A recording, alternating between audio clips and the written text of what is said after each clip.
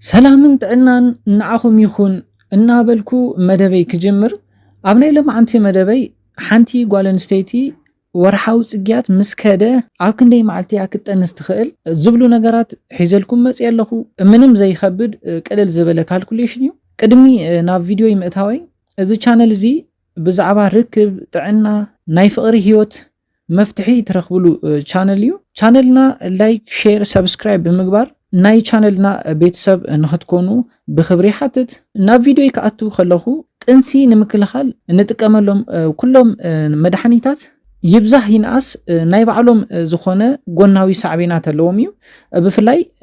7 ساعات زوسهدو مدحانيتات ملو كتقرفو وي كتسرزو زقباوكم عينت مدحانيتيو كالوت عينت مدحانيتاتو نهتقامو يزحبر لكم 7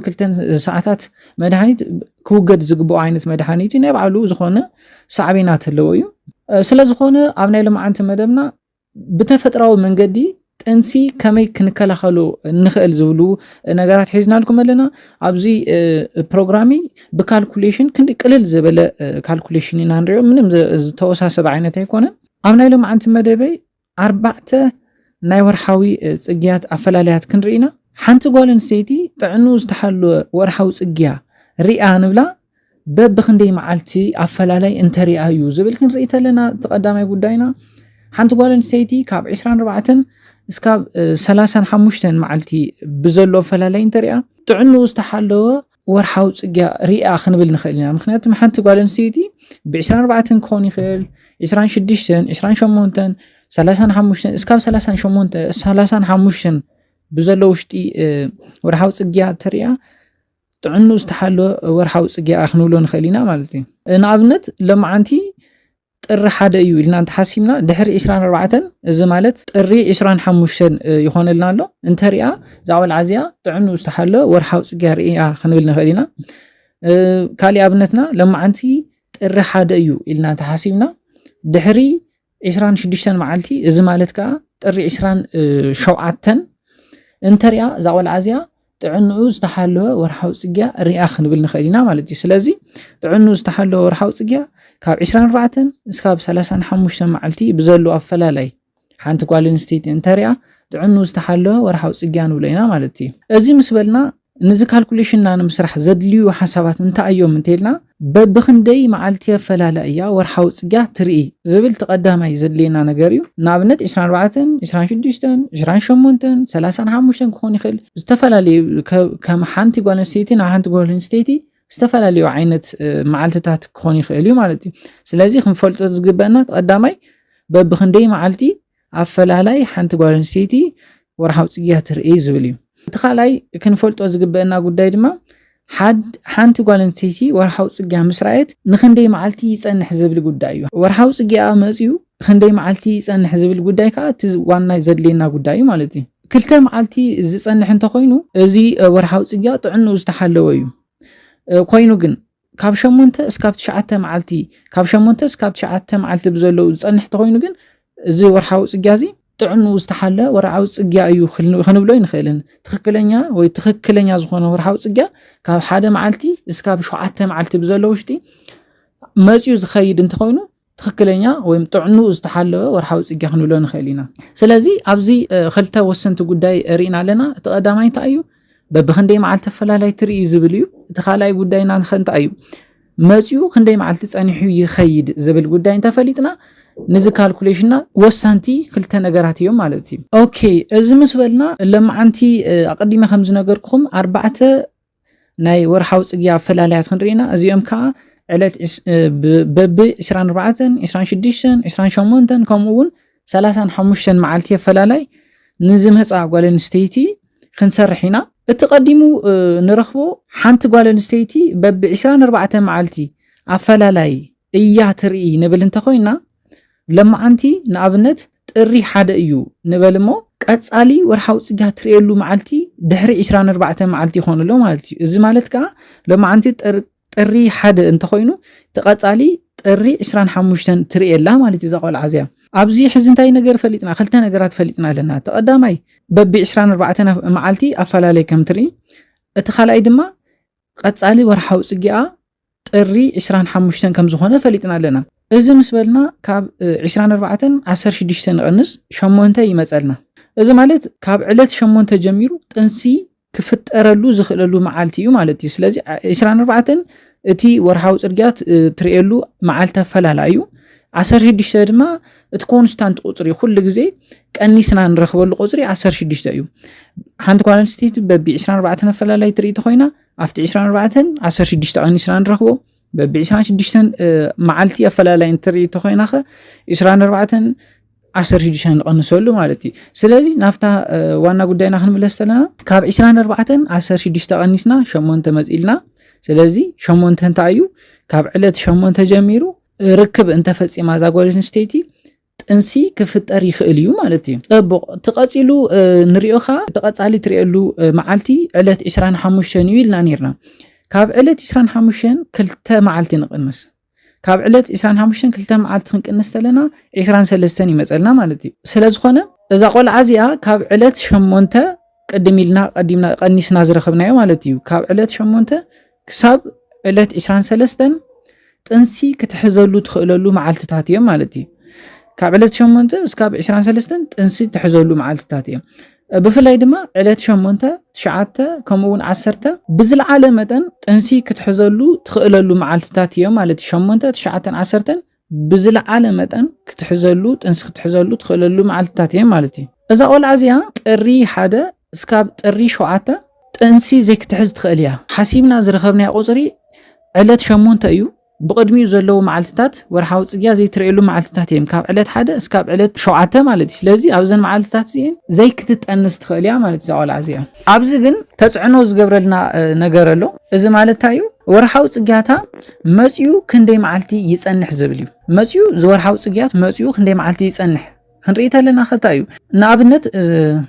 መጽኡ ኣብዛ ቆልዓ እዚኣ ወርሃዊ ጽግያታ መጽኡ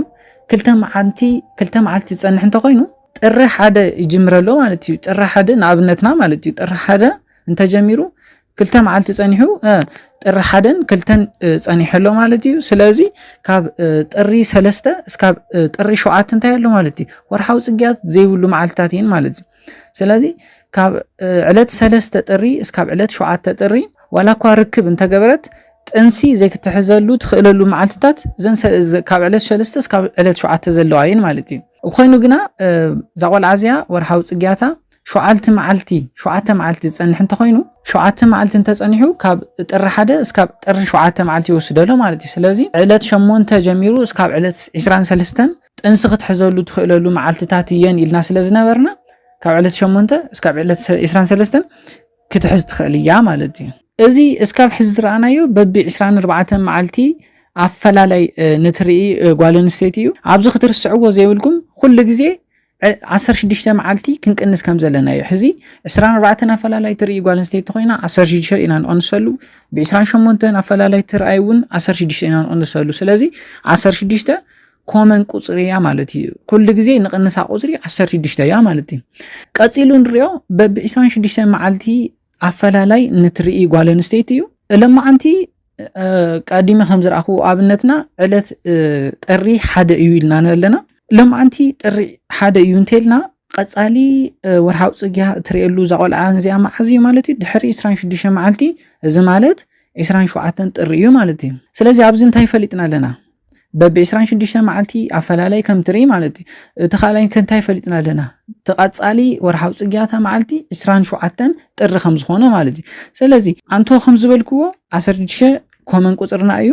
26 ክቕንስ 16 ንገብር ኣለና ማለት እዩ ስለዚ እንታይ ይመጸልና 10 ይመጸልና እዛ ቆልዓ እዚኣ 10 ጀሚራ ጥንሲ ክትሕዝ ትኽእል እያ ማለት እዩ ካብ ዕለት 10 ጀሚራ ጥንሲ ክትሕዝ ትኽእል እያ ቀጺሉ ንርገብሮ ተቐጻሊ ወርሃዊ ጽግያታ ትርእየሉ መዓልቲ which is ዕለት 27 ማለት እዩ እንታይ ንገብር ክልተ መዓልቲ ንቐንሰላ ኣቐዲሜ ከም ዝረኣናዮ ኤግዛምፕል ማለት እዩ እንታይ ይመጸልና ዕለት 25 ይመጸልና ስለዚ እዛ ቆልዓ እዚኣ ካብ ዕለት 10 ቀድም ኢልና ካልኩሌት ገይርና 16 ቀኒስና ዝረኸብናዮ ዕለት 10 እዩ ሕዚ ቀኒስና ዝረኸብናዮ ክልተ ቀኒስና ዝረኸብናዮ ኸ ዕለት 25 እዩ ስለዚ እዛ ቆልዓ እዚኣ ካብ ዕለት 10 እስካብ ዕለት 25 ብዘለዉ መዓልትታት ጥንሲ ክትሕዝ ትኽእለሉ መዓልትታት እዮም ይባሃሉ ማለት እዩ። ስለዚ ብፍላይ ድማ ዕለት 10 11 12 ብዝለዓለ መጠን ጥንሲ ክትሕዘሉ ትኽእለሉ መዓልትታት እየን ዘን ሰለስተ እየን ማለት እዩ። ስለዝኾነ ካብዞም ኩለን መዓልትታት ወፃኢ ዝኾና ዘን ካብ ዕለት 1 እስካብ ዕለት 9 ዘለዋ እንታይ እየን? ጥንሲ ዘይፍጠረለን መዓልትታት እየን። ጥንሲ ክፍጠር ዘይኽእለሉ መዓልትታት ንኣብነት ወርሓዊ ጽግያታ መጽኡ ክልተ መዓልቲ ጸኒሑ ዝኸድ እንተኾይኑ ጥሪ 1 ጀሚሩ ጥሪ 1ን 2ን ጸኒሑ ይኸይደሎ ማለት ክልተ መዓልቲ ጸኒሕ ዝኾይኑ ስለዚ ካብ ዕለት ጥሪ ዕለት 3 እስካብ ጥሪ ዕለት 9 ወርሓዊ ጽግያት የብላን ማለት እዩ። ኮይኑ ግን ዋላ እኳ ርክብ እንተገበረት ጥንሲ እንታይ ዘይክትሕዝ ትኽእል እያ ማለት እዩ። 3 መዓልቲ ጸኒሑ ዝኸድ እንተኾይኑ ኸ ጥሪ 1 2ን 3ን ወርሓዊ ጽግያት ትርእየላ እዛ ቆልዓ እዚኣ ማለት እዩ። ስለዚ ካብ ዕለት 4 እስካብ ዕለት 9 ዘለዉ ከዓ ነፃ መዓልትታት እዮም ዘይክፍጠር ዝኽእለሉ መዓልትታት እዮም ማለት እዚኣቶም። እሺ ጽቡቕ ኣብዚ ሕዚ እንታይ ርኢና? ክልተ ኣፈላላያት ርኢና። ካብ በቢ 24 መዓልቲ ኣፈላላይ ናይ ትርኢ ጓል ኣንስተይትን በቢ 26 ኣፈላላይ ትርኢ ጓል ኣንስተይቲ ርኢና ኣለና። ሕዚ ንስኻትኩም በቢ 28 መዓልቲ ኣፈላላይ ወርሓዊ ጽግያ ናይ ትርኢ ጓል ኣንስተይቲ ንኽትሰርሑ ለይን ብኮሜንት ሴክሽን ሓሳባትኩም ወይ መልስታትኩም ክትገልጹ ለይ ከዓ ይደሊ ኣለኹ ማለት እዩ። በቢ 28 መዓልቲ ኣፈላላይ ንትርኢ ጓል ኣንስተይቲ ካልኩሌት ጌርኩም ሰሪሕኩም መልሲ ብኮሜንት ክትገልጹ ለይ እና ኣነ ከዓ ብኮሜንት ኣቴ መልስታትኩም ርኤ ከም ተረድአኩም ንኽርኢ ብኮሜንት መልስታትኩም ጻሓፉለይ ማለት እዩ። እዚ ምስ በልና ሓንቲ ጓል ኣንስተይቲ በቢ 35 መዓልቲ ኣፈላላይ እያ ትርኢ እንተልና ክንሰርሖ እንተለና እንታይ እዩ? በቢ 35 መዓልቲ ኣፈላላይ ትርኢ ጓል ኣንስተይቲ ኣብነት ክንሰርሕ ተለና ሎማዓንቲ ሕዚ እውን ኣብነትና ጥሪ 1 እዩ ኢልና ንሓዞሞ። ሕዚ ሎማዓንቲ ጥሪ 1 እንተኾይኑ በቢ 35 መዓልቲ ኣፈላላይ እያ ትርኢ እዛ ቆልዓ እዚኣ እንተኢልና እያ መዓዝያ ትርኢ ተቐጻሊ ወርሓዊ ጽግያታ ድሕሪ 35 መዓልቲ። እዚ ማለት ከዓ ለካቲት 6 እያ ትርኢ ዘላ እዛ ቆልዓ እዚኣ ማለት እዩ። ስለዚ ተቐዲሙ ንገብሮ ኣቐዲምና ርኢናዮ ከም ዝነበርና ካብ 35 16 ንቕንስ ማለት እዩ። ካብ 35 16 ክንቅንስ ኣለና 19 ይመጽልና። 19 ሕዚ እንታይ እዩ? ጥሪ 19 ማለት እዩ። ጥሪ 19 ጀሚሩ እንታይ ክፍጠር ይኽእል እዩ? ጥንሲ ክፍጠረሉ ዝኽእለሉ መዓልትታት እየን ማለት እዩ። ቀጺሉ ኸ እንታይ ንርኢ? ተቐጻሊ ወርሓዊ ጽግያ ዝፍጠረሉ መዓልቲ። ተቐጻሊ ወርሓዊ ጽግያ ዝፍጠረሉ መዓልቲ ኣቐዲመ ከም ዝነገርኩኹም መዓዝ እዩ? ዕለት 6 ለካቲት ይኾነልና ኣሎ ማለት እዩ። ስለዚ ካብ ዕለት 6 ክንደይ ንቕንሰላ? ሕዚ እውን ዛ ቁፅሪ እዚኣ ኮንስታንት እያ 2 እያ ንቕንሰላ 2 ማለት እዩ። ካብ 6 2 ክንቅንስ ኣለና 4 ይመጸልና ኣሎ ማለት እዩ። እዚ ማለት እዛ ጓል ኣንስተይቲ ካብ ዕለት 19 ጥሪ ጀሚራ እስካብ ዕለት 4 ለካቲት እንታይ ክፍጠር ይኽእል እዩ? ጥንሲ ክፍጠረሉ ዝኽእሉ መዓልትታት እየን ማለት እዩ። ብፍላይ ከ ብዝለዓለ መጠን ካብ ዕለት 19 20 21 ዘን 3 መዓልቲ ብዝለዓለ መጠን ጥንሲ ዝፍጠረለን መዓልትታት ኮይነን ይርከባ ማለት እዩ። ኮይኑ ግን ካብ ጥሪ 1 እስካብ 19 ዘለዋ መዓልትታት ዋላ እኳ እዛ ጓል ኣንስተይቲ እዚኣ ርክብ እንተገበረት ጥንሲ ዘይክትሕዝ ትኽእል እያ ማለት እዩ።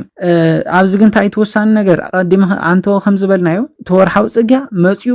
ዝጸንሐሉ መዓልቲ ኣብዚ ኣገዳሲ እዩ ማለት እዩ። ሕዚ ንኣብነት ተወርሓዊ ጽግያ መጽኡ ንክልተ መዓልቲ ዝጸንሕ ተኾይኑ ጥሪ 1ን 2ን ኣሎ ማለት እዩ። ጥሪ 1ን 2ን ተሃልዩ ካብ ዕለት 3 እስካብ 19 ዘለዋ መዓልትታት እየን ጥንሲ ዘይክትሕዘሉ ትኽእለሉ መዓልትታት እየን ማለት እዩ። 3 መዓልቲ ጸኒሑ ዝኸይድ እንተኾይኑ ኸ ዕለት 1ን 2ን 3 እንታይ ኣሎ ማለት እዩ? ዝወርሓዊ ጽግያት ኣለዎ ማለት እዩ። ስለዚ